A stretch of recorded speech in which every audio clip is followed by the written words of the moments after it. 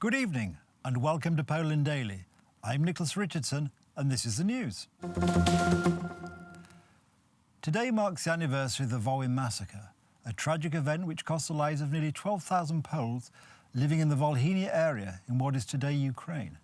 Exactly 76 years ago, on the 11th of June 1943, Ukrainian nationalist troops of the Ukrainian Insurgent Army and local Ukrainian peasantry slaughtered entire Polish families, in many cases using axes, hammers and even pitchforks.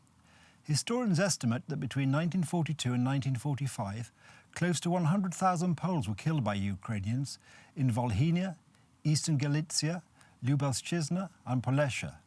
95% of them were never given a proper burial. Bloody Sunday, which is the name for the culmination of the genocide by the Ukrainian nationalists, has been commemorated since 2016 by the Polish state as the National Day of Remembrance of Victims of Genocide committed by Ukrainian nationalists on citizens of the Second Polish Republic. The President of Poland, Andrzej Duda, laid wreaths under the Volhynia massacre monument in Warsaw. In his speech, President Duda stated that the only way to properly honor the memory of the victims is to obtain the approval of the Ukrainian side to exhume the bodies of the murdered Poles. The only way to truly commemorate the Volhynia crime is for the Ukrainian side to agree to perform exhumations, so we could mark the graves, so the children of the murdered Poles would know where to light a lamp in their parents' memory. Poles in Volhynia were being slaughtered with bullets, axes, pitchforks, scythes, hoes and other farming implements. The savage acts committed by the Ukrainians on Poles were instigated by the Ukrainian Insurgent Army, which encouraged Ukrainian peasantry to get rid of Poles in the east and claim their lands for themselves. Men, women and children alike were killed, whole villages were burned down. Most Poles were murdered on July 11th during the Sunday Holy Masses. How does it happen that so many people can become so violent and cruel? In every society there are dangerous individuals, but there were large groups bound to kill. The Ukrainian counterpart of the Institute of National Remembrance still claims that the Volhynia massacre wasn't genocide but regular war, in which each side lost 50,000 people. Meanwhile, Polish historians continue to present reliable sources which state that 100,000 Poles perished, where only 10,000 Ukrainians were killed by Poles who either took revenge or defended their families. The discussions to decide which political parties will be members of the opposition coalition to fight this autumn's elections to the Polish parliament continues. Who is going to create the opposition front? Alexander Rzeszicka has more. The Civic Platform Party has two choices when it comes to creating a coalition before the upcoming Polish parliamentary elections. They can either enter into a coalition with the Polish People's Party or with other left-wing parties, including the Democratic Left Alliance. According to the leader of the Polish People's Party, the coalition created by many left-wing parties wasn't a good idea, as proved by the European parliamentary elections, which the Law and Justice Party won. According to media speculation, the talks between the Civic Platform Party and the Polish People's Party are not going in the right direction. I think that the idea presented by Kosiniak-Kamysz regarding the two ideas of creating a coalition gathers more and more enthusiasts. The idea meets our citizens' expectations. Many people from different regions of Poland tell us that the form could be different, could be improved, and this idea is a chance to gather more people. The situation is very important because it concerns Poland and how it's going to be in the future. The opposition has to be well prepared. The Polish People's Party thinks that not crossing the electoral threshold will be better than being in coalition with many left-wing parties. The talks between the opposition parties are still continuing. We don't know when exactly we find out about the results. According to the Minister of Health, Łukasz Szumowski, the shortage of some medications in pharmacies that has occurred in the last few days is the result not only of global deliveries, but also the result of the negligence of the last Civic Platform and Polish People's Party government. Szumowski gave assurances that the situation is returning to normal. We're in touch with the pharmaceutical companies. The medicines in question were mainly for thyroid diseases and diabetes. We talked about the companies and the medicines are already in the country, ready to be distributed further. The problems appear due to the globalization of the pharmaceutical market. Nonetheless, the safety and well-being of our citizens is our prime concern. Hence, we're launching a special helpline on Monday, where you can ask where to buy the necessary medicine.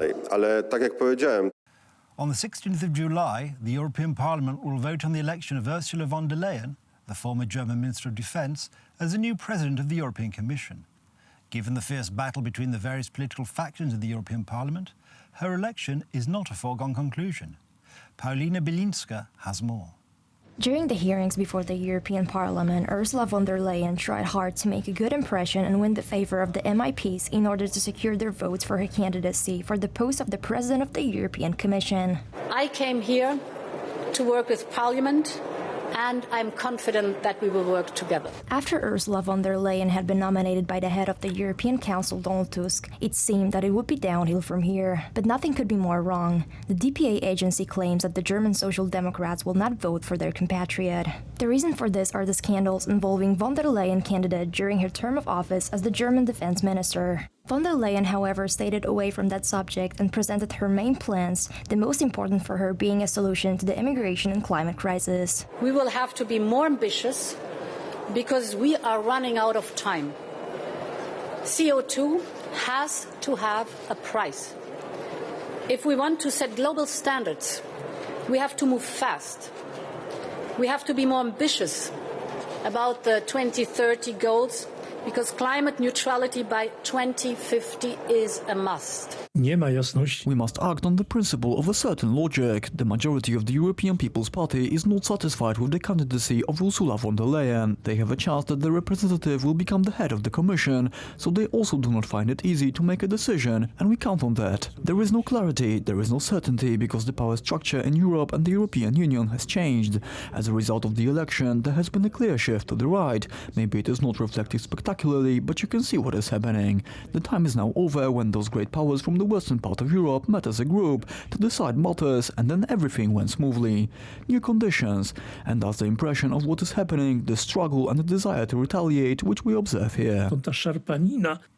That's the news. Thank you for watching. Stay with us for Poland Daily Weather, business and more programmes. But from me, it's have a good night and a better tomorrow.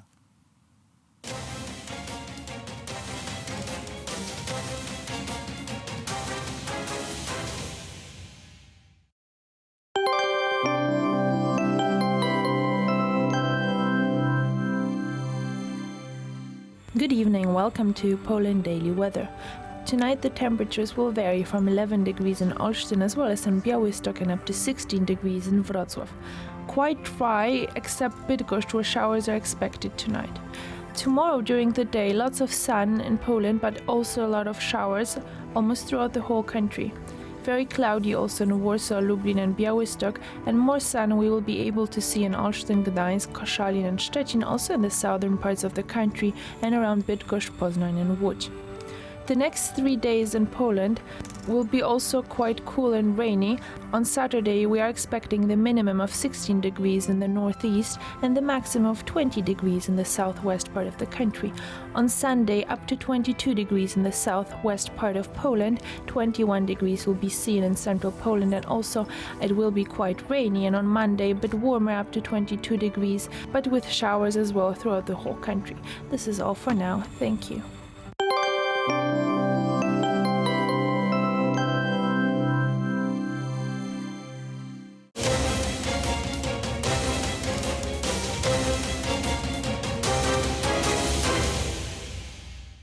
Poland Daily Business Edition. Tonight we are at Katowice, where law and justice members of parliament, activists gathered to create new program of this party for the upcoming election and hopefully for the upcoming 4 years of term.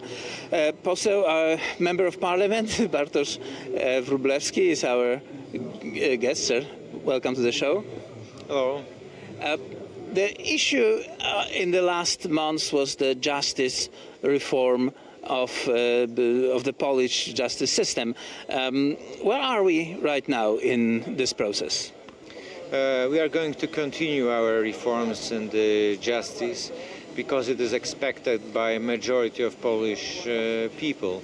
About 80% of Polish citizens expect the reform will be continued. We were able to do part of it in the last 3 years. but there are a lot of fields in the justice system which are necessary to reform.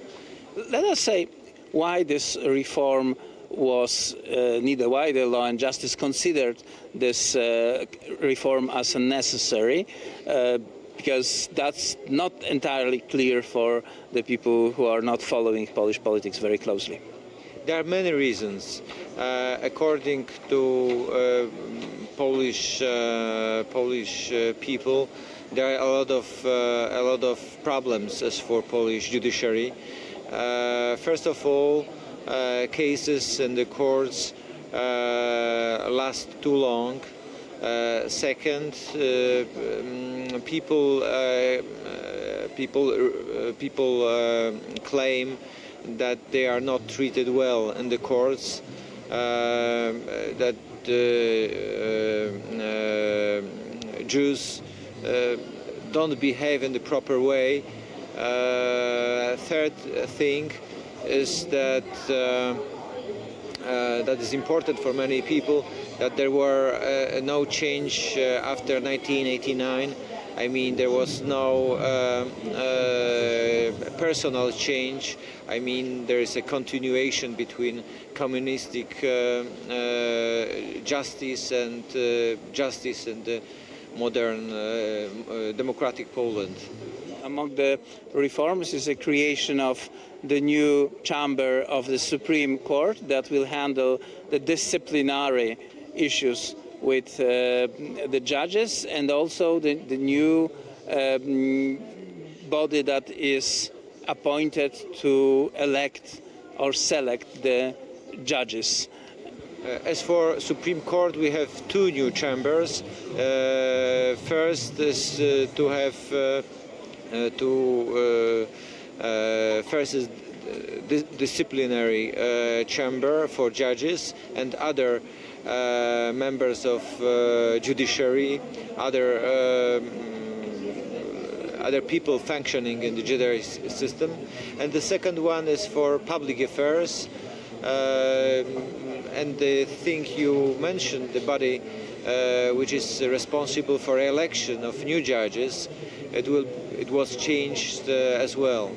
This is National Judiciary Council. That's the English translation of Krajowa Rada Sądownictwa. And the bulk of the changes happened last year, 2018.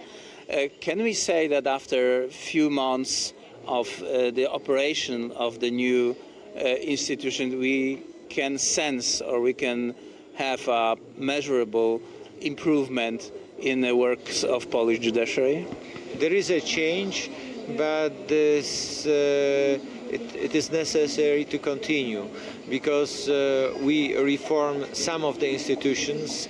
We started reforming procedures, civil, criminal, administrative procedures, so it will last. It's not so simple thing. It is complication. I mean, the judiciary system is complicated, so it will last, and that's why we are going to win the next election in the autumn and to have chance to continue. Hopefully so. You are by trade, you have a PhD in law and you are a constitutional law specialist. Given the chance that Law and Justice will have the majority necessary to push through the change of the Constitution, what would be the change like? That's a complicated question. It is possible, but it's not sure that that Law and Justice will have a good majority in the new parliament, and maybe with other parties it will be possible to have this constitutional majority. That's necessary to think about changing constitution. That's 3/4 of votes. Two-thirds. 307 deputies for 460 of 460. It's not easy to answer your question, but surely I will show you a couple of fields were the changes expected. First of all, it would be a new constitution without this post-communist traces which we have in the present constitution. Present constitution, it was a kind of compromise between post-communist elites and opposition parties, I mean opposition from the time of communist times. And the new constitution would be without this compromise. It would surely say condemn the time before 1989. As for institutions, there will be to some extent continuation, but I think there would be a change. For example, I think majority of Polish people would like to have a bit stronger president. Now we have president who has a very strong democratic mandate because he is elected in ordinary election, but he has not so many competences, not so much power. So probably his position would be strengthened. The next question is judiciary system. I think it would go in the direction of simplification of the judiciary system. It was created after 1989, according some very theoretic conceptions. It is very different than in democratic countries like Germany or United States. So I think we would have a kind of simplification of this system. Surely it's necessary to have a chapter about European Union and all these ties connected with European integration, about position of Polish law toward to European communities law. So, as I told you, in many fields, in many parts of constitution, it would be changed. But I think if we were going to change constitution, I think it's necessary to take into account other views, not only of our voters, because constitution is for everybody. So I don't exclude it would be changes which would be interesting, which would be important for other group of Polish people. So as when I was referring different ideas as for new constitution, I would like to stress it's not constitution only for our voters. It would be new constitution of New Poland. And we will see, first of all, what the result of the election in October or early November will be, and then what the discussion will be like after that. Bartłomiej Wróblewski, PhD of law and member of parliament from the Greater Poland, that's around Poznań, ladies and gentlemen, was our guest, sir. Thank you very much. Thank you very much. And that was it for Poland Daily Business.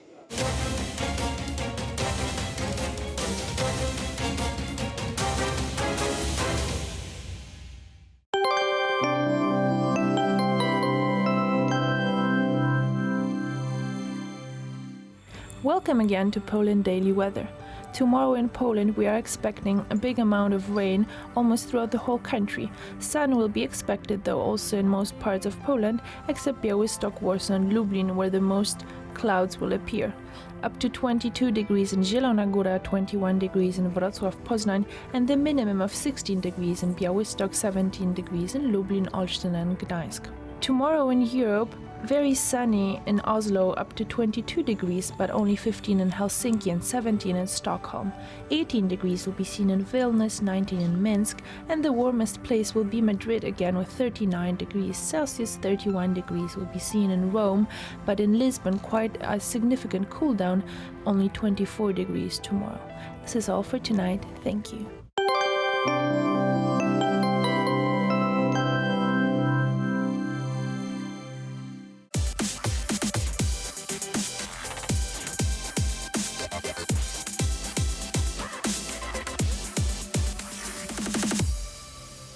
Welcome to Poland Daily Culture. I'm Paulina Odrstein. And I'm John Carter. And today we're at Immersion, a company based in Warsaw, Poland. And we're going to show you all about the Polish role in the fascinating world of augmented reality and virtual reality. So come and join us. We're here today at the company Immersion, and I'm joined by the CEO, Mr. Piotr Baczynski. So you think this is the kind of thing that more and more museums are going to be doing in the future, and that maybe more of their exhibitions are going to be kind of immersive in that way? I think so because it's so much easier. If you have virtual reality goggles on site, you need only some space for a person to move around, and then once they put the goggles in, you can create a whole world for them, right? You can teleport them anywhere. You can show them places which are not there anymore or are too dangerous to go to at this point. So we have full control over what they see. And I can't stress enough how important it is to let people interact with history. Because if you let them pick artifacts, if you let them participate in this story that you're telling, they will remember this basically forever. Are there any other places that you could tell us about in Poland that have used this type of technology? Well, virtual reality is, I would say that Poland is one of the countries where virtual reality is implemented quite quick. Basically, every major real estate developer has a virtual reality headsets that they use to present their apartments, their offices. There are some interesting projects. There was a project, one of the Polish companies created a full visualization of the Chernobyl, power plant, everything around it, so you could immerse yourself there. There are different projects where they show Polish cities in the past, especially in a country like Poland where so many things were destroyed. It is a precious item. So, and also in medicine, many companies are using this for training. So I think there's a lot of examples. Why you mentioned that Poland is like maybe not leading the way, but like is maybe a little bit further ahead than some other countries. Now, why is that? I would say there are several reasons. First of all, Poland is famous for their programmers and software developers. Mm-hmm.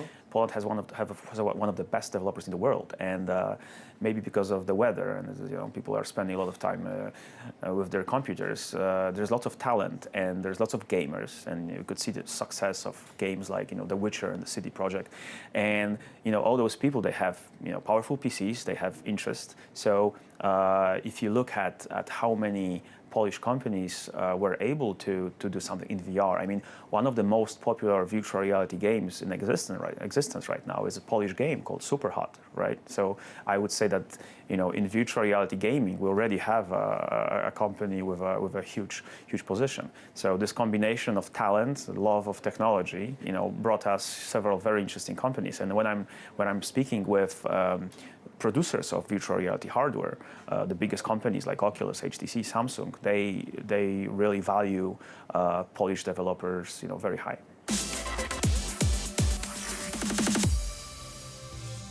Immersion is a Polish company based in Warsaw, Poland.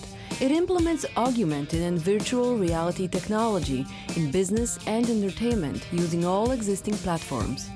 They create concepts and integration strategy, deliver full developed solutions, and assist in implementation and service. Their biggest projects include collaborating with HBO, NASA, HTC, Samsung, or the American Museum of Natural History. How do you perceive that this type of technology might be used in more kind of practical terms?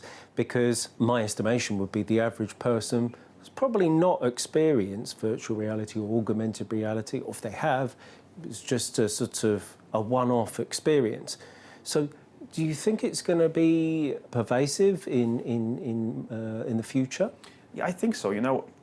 This is one of the challenges we had to face when we started the company, because virtual reality used to be expensive. It required a powerful computer, required a complicated set of hardware. The goggles were hard to set up, and this is why for a vast majority of population it was very hard to become a virtual reality user. This is why at first we were mostly focused at clients that could basically have their own virtual reality headsets in their sales offices or museums or any institution position where people come to and basically share the experience with their clients. But this is changing, and it's changing very fast. This year was a huge breakthrough year for us because the big companies that make virtual reality goggles, they released headsets that are fully autonomous, portable, and not that expensive. So, as the price goes down and the ease of use it's become so much easier to use them, more and more users will become interested. And I think this is one of the best years so far for the technology. And once that happens, there are many ways that virtual reality can be used. From the most basic, imagine you're thinking about going somewhere for your vacation. You can use virtual reality to basically visit those places before. You can go around the hotel and think whether it works for you, or is there a power plant hidden behind it. I'm sort of imagining this kind of, when you use the Google Street Map or something, I'm going to imagine that's going to look quite sort of primitive in the future, where you have that kind of 360-degree photographed. Sure. Staggered perspective. Yeah. And imagine that you could just freely walk around, and imagine that you want to visit, you want to go to a soccer game or any sports event. Instead of going there, you can buy a virtual ticket, put your virtual reality goggles on, and basically experience the whole game.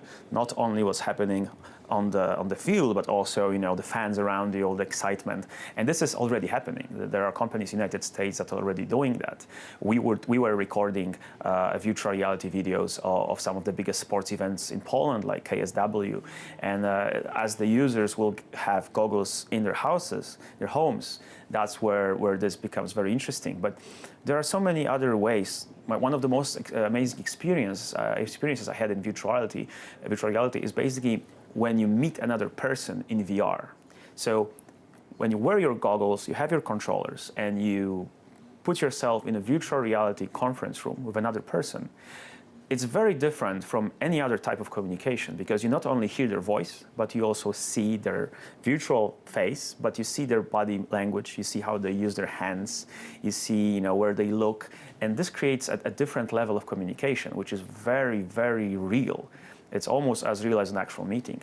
And I see that this will be also very interesting, because imagine that you can meet with your doctor in virtual reality, and you tell him that I have a shoulder pain, and then he tells you to move your hand this and that way, and he can immediately listen to what you're saying, and you get this next level of communication. Or education, imagine that you'll be able to connect teachers with students all around the world in the same class, and they'll be able to see each other and show each other different stuff, and basically have this experience which is almost as real life. And I think this will be a huge change. This will allow for remote work.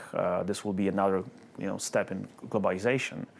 And I think one of the most important parts of virtual reality is training, because you can basically recreate any real life scenario.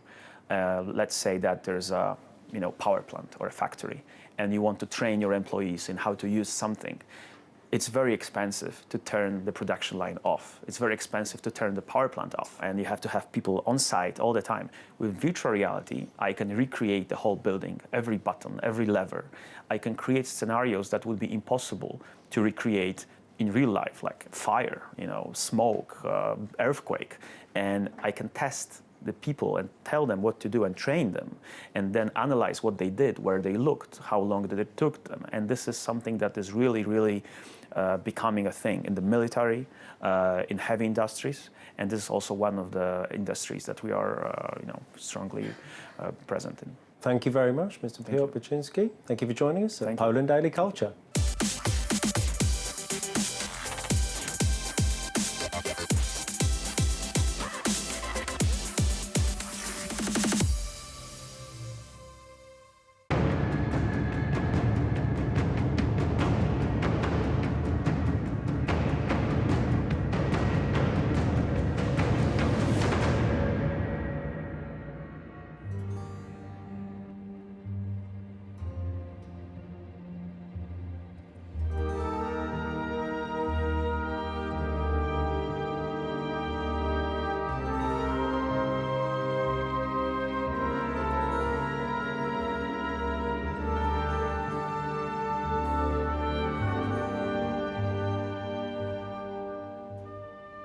I'm here in this hidden pearl in Warsaw, This is the Jewish cemetery on Ulica Okopowa.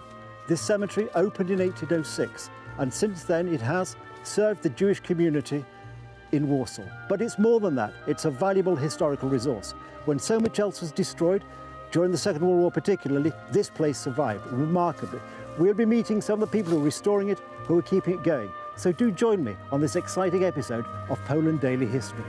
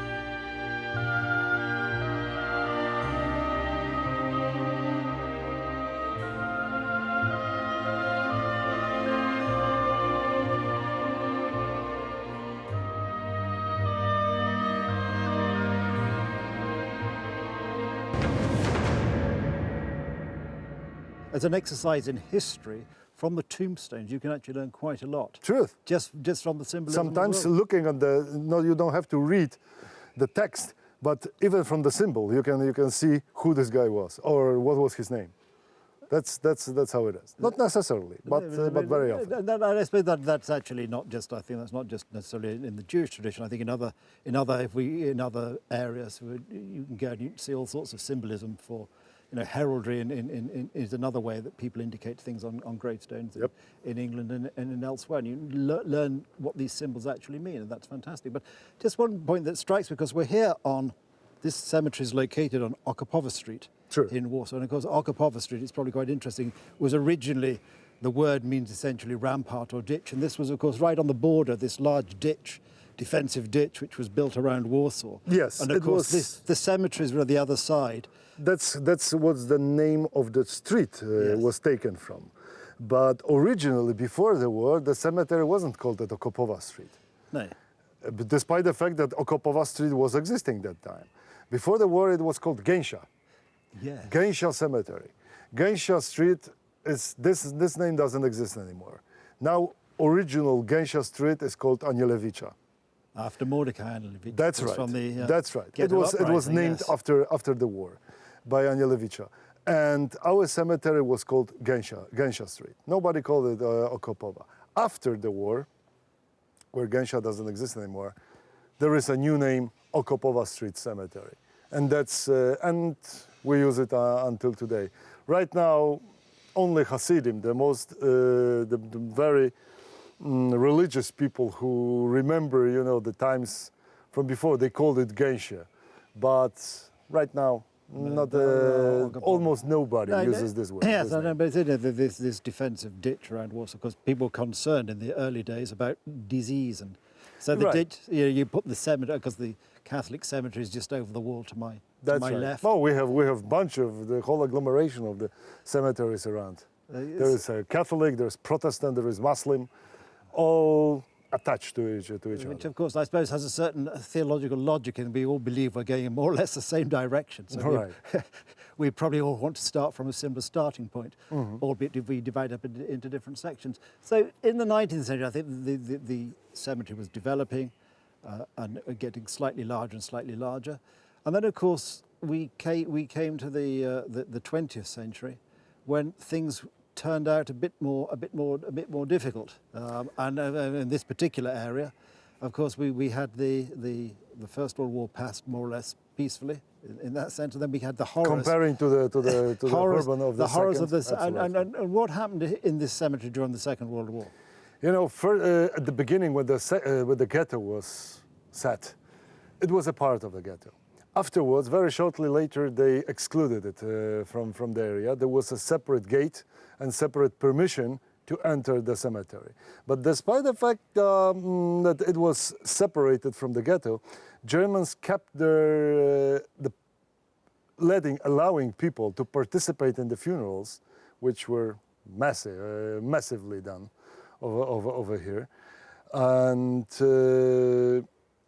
people were attending to the particular funerals that time. And individual graves from the ghetto we have all over the place. Almost in every section there is at least one grave from the ghetto time. And we have the mass grave, so-called the kever achim in Hebrew, which was a big hole in the earth where the funeral cart driving the streets of the ghetto was collecting the bodies lying down of the people who died because of diseases of the hunger, lying down on the streets, put them into the cart and brought them and was bringing them here to the cemetery, putting into one big pit in the earth. And in total number, I believe about 20,000 bodies, definitely there. So this cemetery was still open and still active during the ghetto time, and also for the individual funerals and for the mass funerals in the mass grave. And was there much destruction of the physical part of the cemetery by the German forces? No. I'm sure there are many reasons for why it was so. I think the most probable is that they had a lot to do with the living in the ghetto. Yeah. They had a big job with 400,000 people squished. That is probably worth saying for the viewers that the ghetto, actually, this was a one-point part of the ghetto. They dealt with the ghetto is just over living. The wall there. Yes, absolutely. Exactly. They dealt with the living. They wanted to exterminate the living, which was already the very large job. So they left the cemetery as maybe next step, or they simply didn't care. It's a huge area.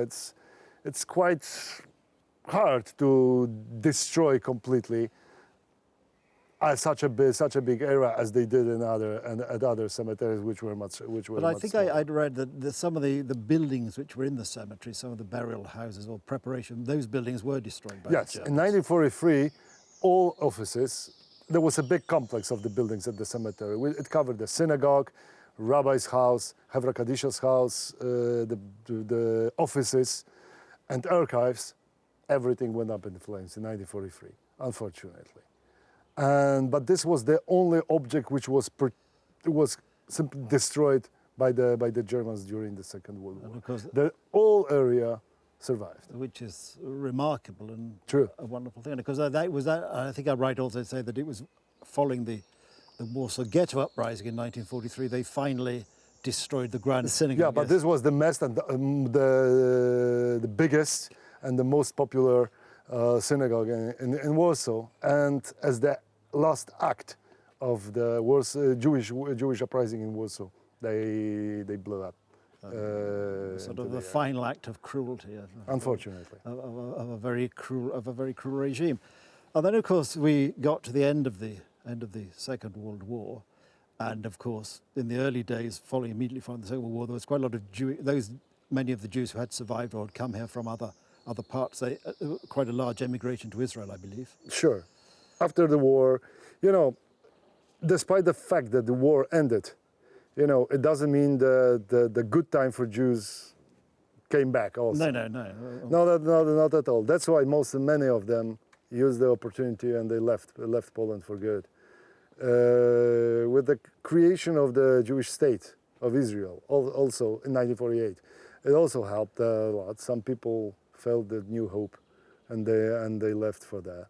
And later on, obviously, Gomułka time, 1968. Some more people leaving, unfortunately. Sure. But I think, unfortunately, we've now moved full circle. It seems that people are actually able to come back, that it's a lot safer, we're returning to the... Today?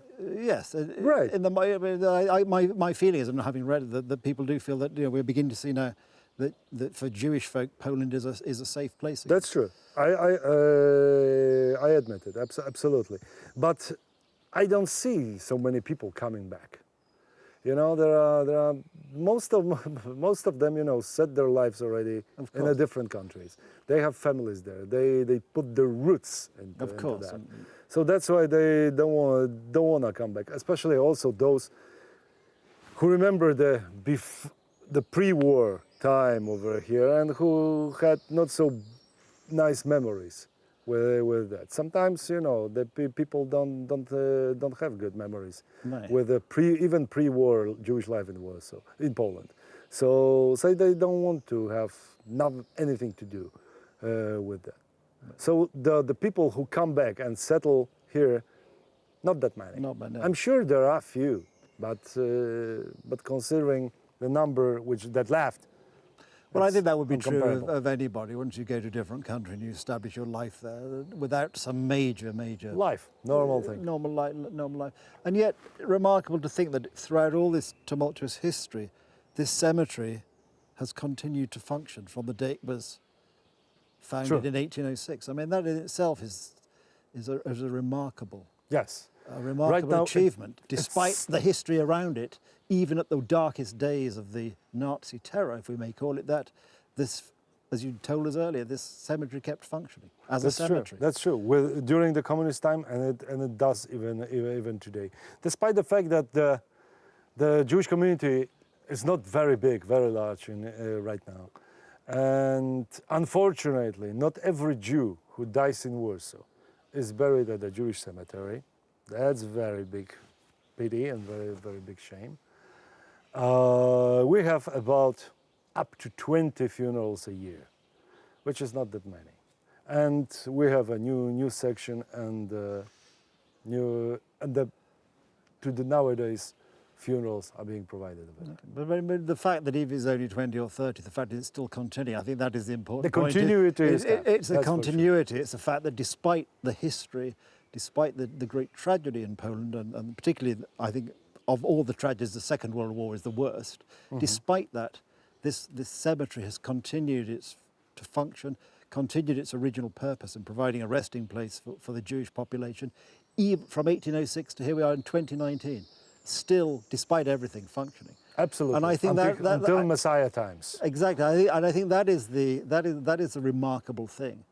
That it is kept going at a time when you might have thought, or dark days when you might have thought the world had ended, and of course it did tragically end for some people, but still this place, this holy place for Jews, this cemetery is still functioning today as it had done from the time of 1806. 100%. That's remarkable. True. And thank you for sharing this history with us. Thank you.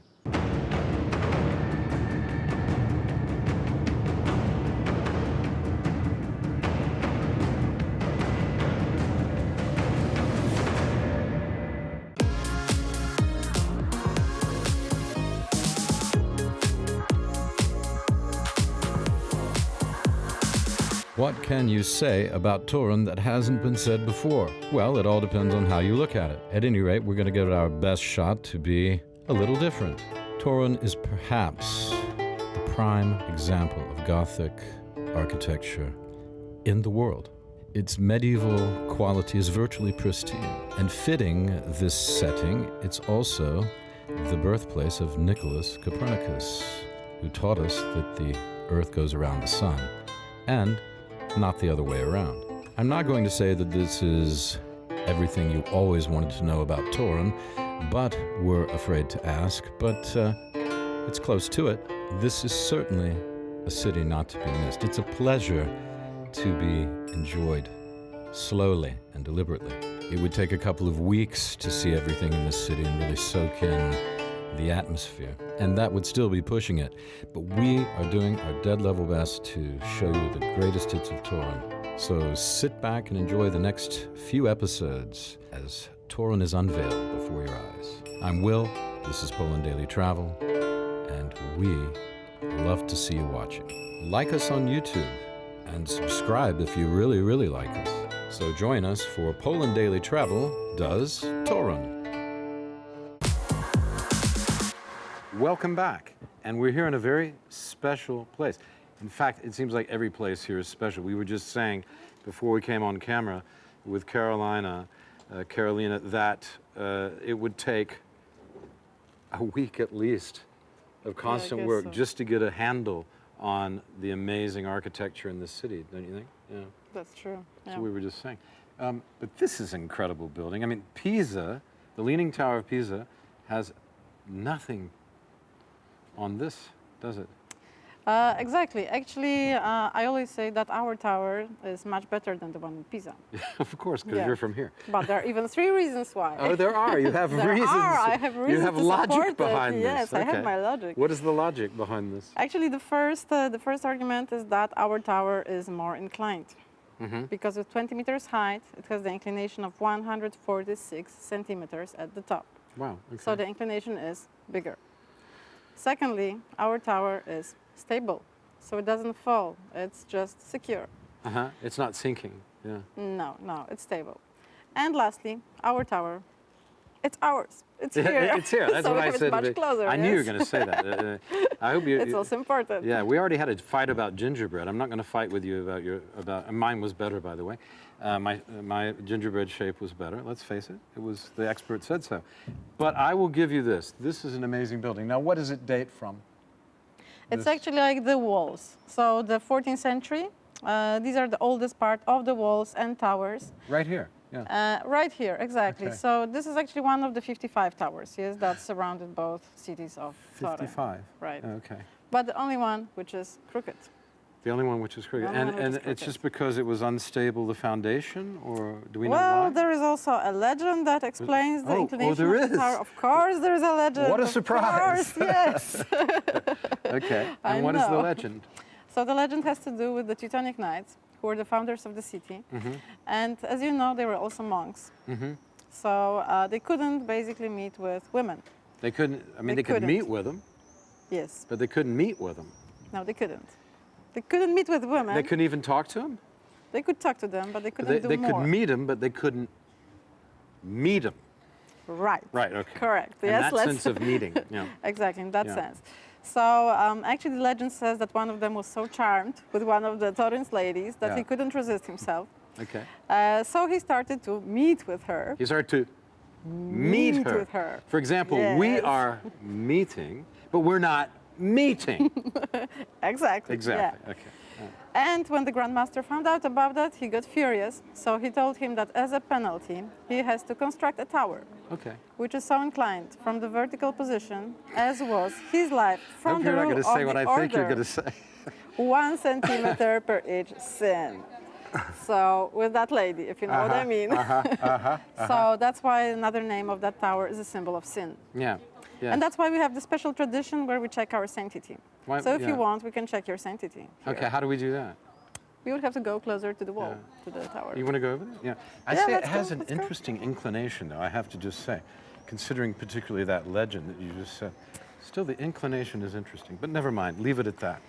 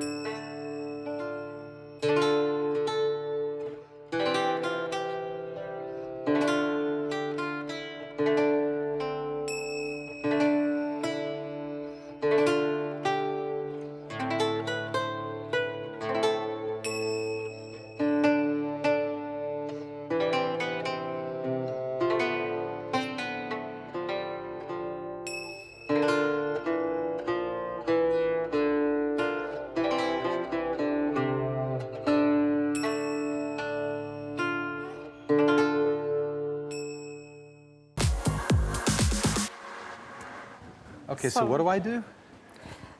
So we're gonna check if you're a saint or a sinner. Yeah. Okay. So you have to place yourself with your back to the wall. Back to the wall. Back to the wall. Yeah. Then you have to put both of your feet to the wall. To the wall. And then stretch your hands for 3 seconds. If you can hold it, you're a saint. If you fall, the sins are pushing. Well. Can I try again? What can I say? Can I try again? You can, sure. A second go at sainthood? There's no limited number of trials. Can you do it? I can't do it. I'll leave it. I'll leave it. There's no keep way. it as my secret. There's no way. Well, it's not easy to do a saint. You try it. You try it. Okay. Okay. Ah! But I was better than you. Yeah, you were a little better. I'm a bit sainter. There you go. You were a bit, well, that's as obvious. You're obviously saintlier than I am. So nobody here is a saint, folks, and I'm not even going to let the crew try because I know what those pirates are like. Hey, we're here in Toruń. It's been great with Carolina today, going around. We've had a great time looking at this beautiful city on a beautiful day. So I would say to you, stay tuned for more Poland Daily Travel. And why do we do it? Why do we do it? Because we love Poland. Yeah, and we do it for you.